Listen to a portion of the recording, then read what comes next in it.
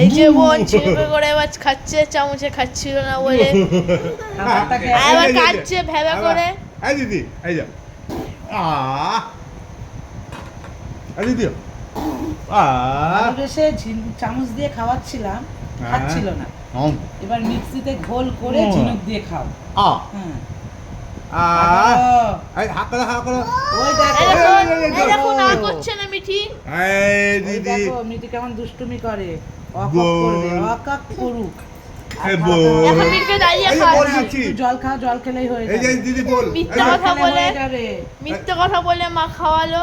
এই বল বল বল এই বল এই বল মিথ্যে বলেছে।